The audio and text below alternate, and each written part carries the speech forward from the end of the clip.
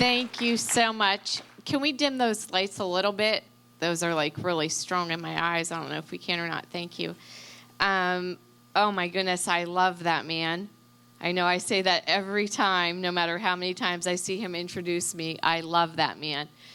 I want to definitely recognize the video because I thought it was so beautiful. It took up what would have taken me 15 minutes to communicate in a message anyways. It summed it all up in a 4-minute video of everything that I believe Pastor and I feel. Over 50% of things in that video, not only can we for sure empathize to, but if we can't empathize, I guarantee you our hearts are that we sympathize 100% in every area of that video.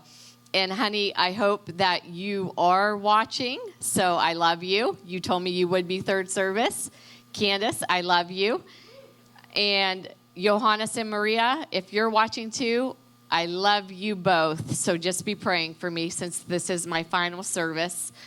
I like to just get directly into it. This is my first time public speaking. Don't need to say that too hard because I really don't care. But I don't know how to be the proper way other than to just get right into the word. It's the way I do everything, prayer, everything.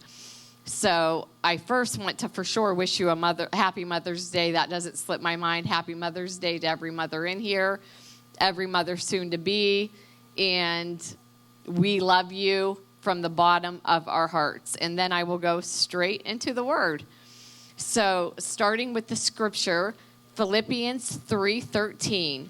Brothers and sisters, I know that I still have a long way to go, but there is one thing that I do. I forget what is in the past, and I try as hard as I can to reach the goal before me. Point number 1 to all of this is none of us are perfect. Brothers and sisters, I know that still I have a long way to go. We all fall short. We are all imperfected. We will never reach perfection. We could strive for it. We should strive for it, but we will never obtain that. So that should never be our goal. But our goal should be to still do the best that we can to reach our full potential in what God has called us to do. After everything Paul did for Christ, notice he is still saying that even he has a long way to go. Look at everything that he did, but still he is yet making that statement. We know the verse that says, although I don't want to do certain things, I inevitably find myself still doing them anyway. So we still clearly see his struggle as a man. We're still human. And the difference, I think, is with our mistakes, it's how we handle them. As Christians, oftentimes we don't make decisions that are any different than the world, just to be honest. The only difference is sometimes they're hidden inside the church 4 walls. We're still saved, but we have the same struggles as people unsaved. That shouldn't make you feel bad. That should make you feel human. But the difference is, do we shake off the dust? Do we make a mistake? And let's not mix up mistake between sin.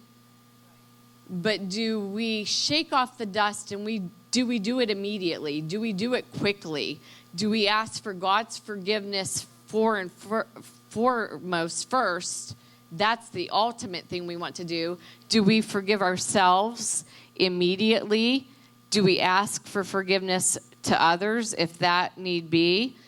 But that's so important that if we make a mistake, we don't dwell and we don't live in that. When hard times come, do we stay in those hard times, or do we become tough?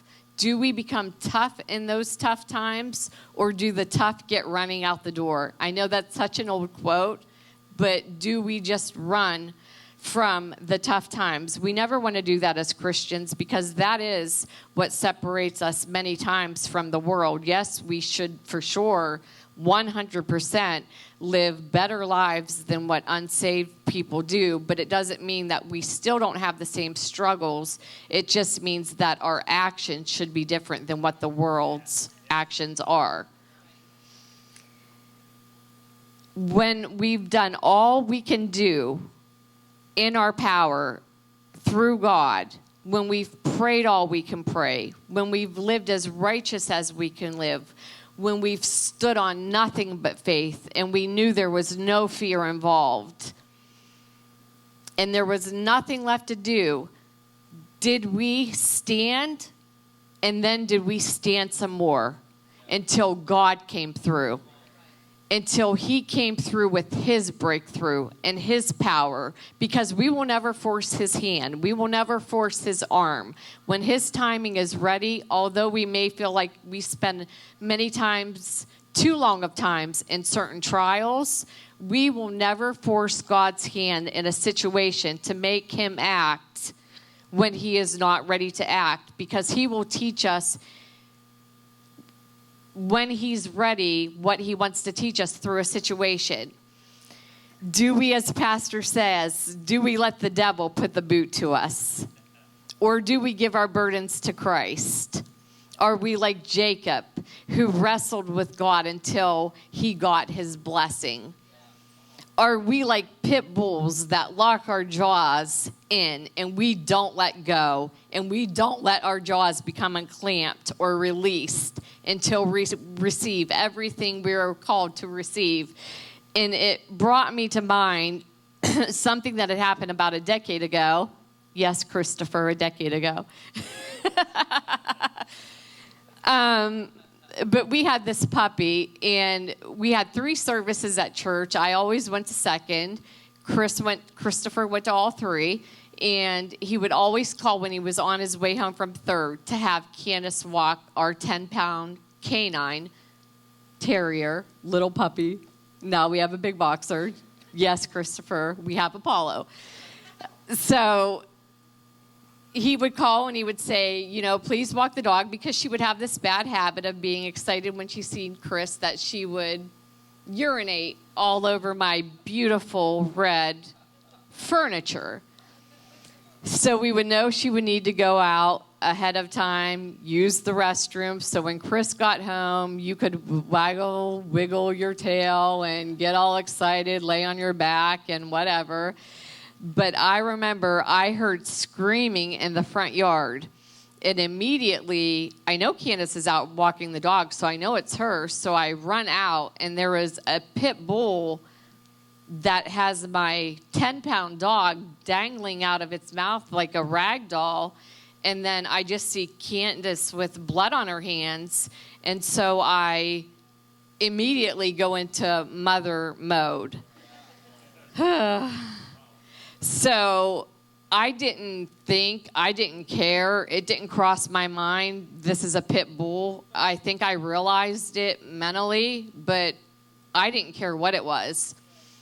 I know you might think I'm tiny now. I am on a fast. I'll throw that in there. Sweets, red meats, but whatever. I know you think I'm small now, but a decade ago, I was even smaller. But I jumped on this pit bull's back as though I guess I thought I was my husband. Sorry.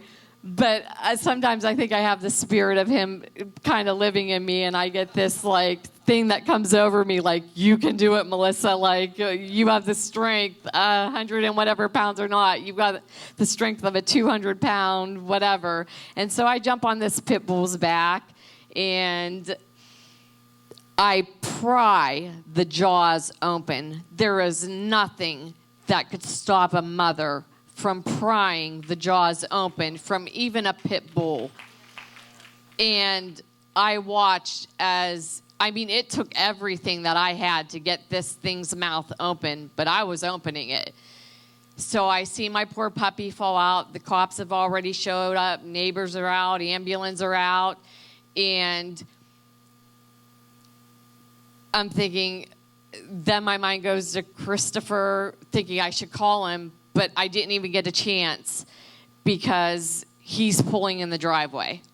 He's pulling in the driveway. He sees blood on my child. He sees my dog in the yard. He sees me looking just dazed and confused, and I was. But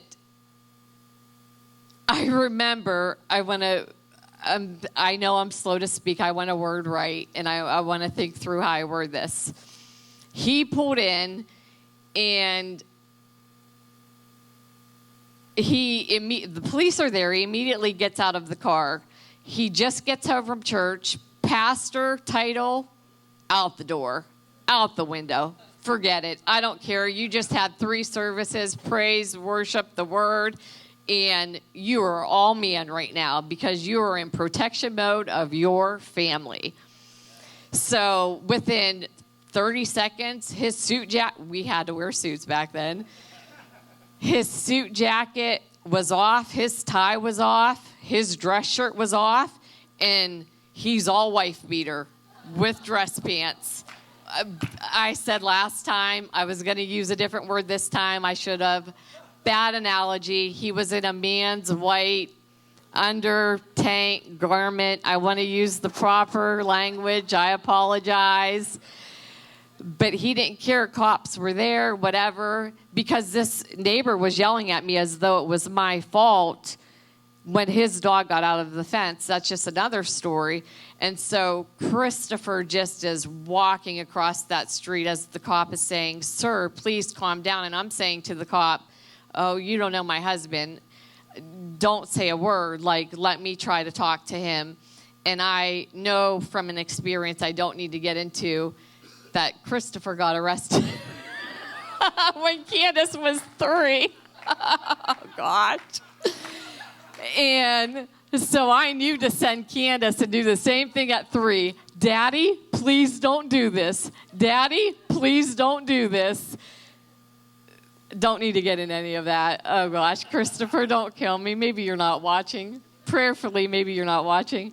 Oh, my gosh. So I knew, "Candace, go tell your dad, like, Daddy, please don't do this." And so she goes to Chris, like, and says, "Daddy, please don't do this." And I'm looking at Chris like, "Don't do this. They know you're pastors. Do you know you're a pastor? This is going to not look bad on you," which I could care less about because I want this man to get probably what you want right now, too. Do you know what I mean? Because he had already heard you're about to get the best and baddest and biggest bleepity bleep, bleep, bleep, bleep, bleep, bleep, bleep, bleep you've ever experienced.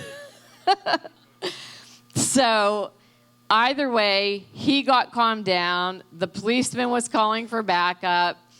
And so that's just a funny side note story that I thought could bring a little humor to the situation.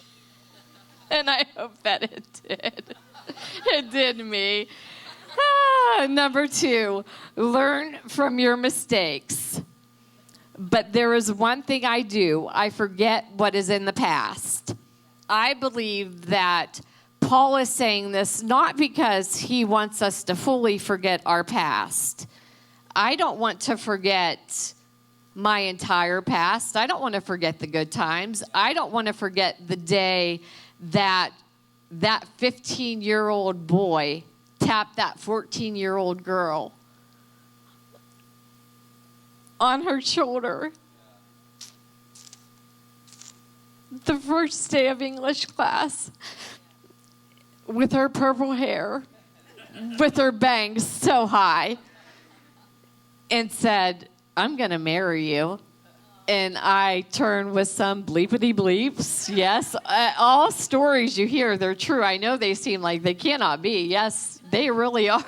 They really are. But I thought he was crazy that day, and that made him like me even more. So, we became best friends, and the way that story went, I don't want to forget I married that man. I don't want to forget the birth of my child. I don't want to forget all the good times we had as a family. I don't want to forget that God used me to bring joy into my husband's life, and God used Christopher to bring joy into my life when I know our childhoods. I always say, I believe that God gave me, for me, the best, most perfect husband because he made up childhood to me as an adult. As for Saul, you know, I want to reference to this. Names in the Bible are so important. It would be too long to teach it. But many times in the Bible, plenty of you know, and for those new Christians or, you know, need to study your Bible more, read your Bible more, you know, we know names are changed, like Abram is changed from Abram, Jacob, Sarah. But one of the greatest names that stands out to me that was changed was Peter. He was changed from Simon because he had given the best revelation to me in the Bible. When Jesus asks, "Who do men say that I am?" and the disciples have all their responses, I'm paraphrasing. And Peter says, "You are the Christ. You are the Son of God." And Jesus says, you know, flesh and blood has not revealed this to you, but God Almighty has. And that is so beautiful to me. But I also, when I read the Bible, I maybe read it in my own way. I maybe look too deep into it. I maybe look how I think people would react. But I see Peter as walking away like kind of a little fluffed up, like, yeah, I'm the disciple that knew. Like, you know, I knew. That's right. That was me. That wasn't you, John the Beloved. You know what I mean? No. That was not you. That was me. But then notice quickly how Peter is then put in his place. Because jealousy and arrogance and pride, oh, you'll quickly be put into your place. You want no parts to do to any or with any of that. So that's just a side note. But one thing I've always been taught, even by some of the best pastors known around the world, is that Jesus changed Saul's name to Paul. And I woke up early, very early, Friday at 1:10 a.m. and I said to God, "God, are you waking me up, or am I supposed to go back to bed right now? Because it is early." And I felt like I should get up. I did. And so about 2 a.m., I say to God, like, do you just want me to pray, or are you, like, going to show me something? And so I completely heard from God. I don't want anybody to take that as weird. You know, our intuition is hearing from God. We don't have to hear an audible voice from God. We hear from him in many ways. But I felt like Jesus did not change Saul's name. And I said, okay. I thought he did.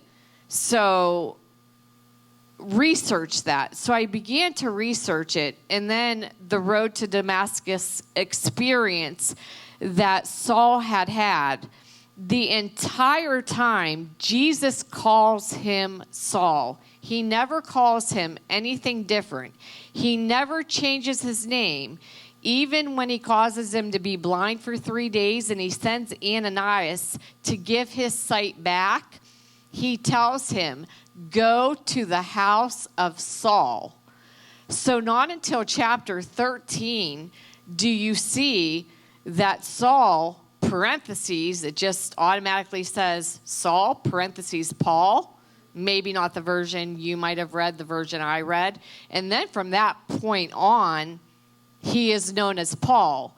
The point to that is I believe Paul had done so many things he was ashamed of, could not live with, that he didn't need Jesus to change his name. He wanted his own name changed. Distraction a little bit right there. So he wanted his own name changed himself. And he took that name on from there because I believe he wanted to forget every part that loved persecuting Christians, that loved Stephen being stoned to death, that loved the feeling of what it felt like to watch a Christian be murdered. He did not want to remember that. That's just a side note. But learning from our mistakes, this is just something small, and I'm almost done. But I just want to tell a story about when Candace was little. So here is a picture of Candace at the age of 2. Okay, this is how I remember her: pigtails, Tweety Bird shoes.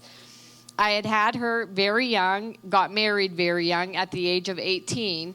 Well, by the age of 20, I really wanted to go back to work. Like, I was seriously getting tired of pulling out the refrigerator every week. And yes, cleaning, those stories are true, cleaning coils with toothpicks, Q-tips, and men, don't pray that. You don't want that. You don't want to eat a crumb in the attic. Trust me. Like, I know you might want a clean wife, but my goodness, believe me, you don't want that. And poor little Candace, she had to be tired of her 3 baths a day. And when I really knew it must be time for a job is when she wanted Q-tips to clean her Fisher-Price ironing board. I thought, okay, I think it's time to get back into retail management. And so I had talked to Christopher because he had a schedule of 6 days a week for the military, which of course was the most important, but it was supposed to be 12 on, 12 off. But for him, he's a workaholic, so it was actually 16 on, 8 off, 17 on, 9 off. So we made this agreement. Honey, you know, if I go back to work part-time management, will you be able to do your 12 on, do your 12 off for just a few days a week, stay awake, let me just get my feet back into outside this 600 square foot home that we lived in for 8 years, and I never had trouble with it, which that's maybe easier to clean your house with Q-tips and toothpicks too, just for husbands. But he thought he for sure could. So, you know, I get this job, I start it, and this is what I envisioned for some reason would be happening when I went to work. Little Candace, you can't tell in the background, entertaining herself in her bedroom, watching Lion King over and over. Just, I pictured happy, playing, you know, and then I pictured nap time being this. So those were my visuals. That's what I thought. But little did I know that one day Christopher would get home from work and he probably fell into a deep sleep. He probably was exhausted. Well, Candace could not wake him up, but we still did precautions, even believing he would stay awake. We had 2 double-bolted doors. Then we had a screen door that had a hook. But Candace, I assume, probably tried to get him up. He didn't wake up. So what she did was got a stool, got the deadbolts undone, which would be even hard for an adult, but she's 2. Must have got a stool and reached up and got that hook and got out of there, like out of prison.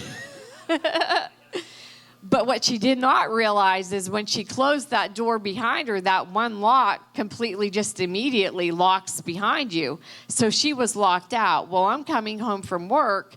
There's 3 turns to get to our home. I'm turning down the first street, and I'm hearing a child screaming, and I'm praying, like, is there an accident, you know? I'm turning down the second street, and the screaming's getting louder, but it's shrilling. And I'm thinking, oh my goodness, is someone in their house beating their child? Like, do I need to be looking around? And I will stop this car and I will get out of it and I will go to the door. And then I turn to my street and I get close to my driveway. I pull in my driveway and I realize the shrilling is coming from my home. I look up against the house. There is Candace in her cute little pigtails. Yes, I bathed her before work. Yes, I put her in pigtails. Yes, I dressed her. But there she is up against the house screaming like crazy. And it broke my heart. I thank God we lived on base. It sounds humorous now, But it was a mistake. It was such an innocent mistake. Christopher is such a good dad. She is such a daddy's girl. It was such a mistake. But I will tell you, you have still seen, they say you've seen no fury like a woman scorned. When I got into that house, it was like, I woke him up. Believe me, I did. So learn from our mistakes. And then number 3, which will be short, do your best no matter what. Do your best and try as hard as you can to reach the goal before you. Often the definition of success is giving our best. So I believe if we give our best, that is good enough for God. That's all he is asking. That is all he is wanting. Just give our best. But we also cannot expect to have number 3 without having to accept the fact that we are not perfect. We're just not. We never will be. And that we will learn from our mistakes. And we will do the best that we can for Christ. And I don't fully always know how to end. I'm not, the expert speaker, preacher. This is my... Definitely not preacher. I'm not the expert teacher. So I just want to end with, I hope this encouraged you. I hope this is an amazing Mother's Day for you. I hope you walk away with the best parts of this message that was meant for you specifically. And that is, it is embedded in your mind. So I thank you. I thank you all for your warm welcome. Christopher, I love you, and I hope I didn't tell too many stories. I think you're okay. I think I'm safe. I know how truthful and open you are, like a book. So I love you, and I hope that you all have an amazing day. Thank you very, very much.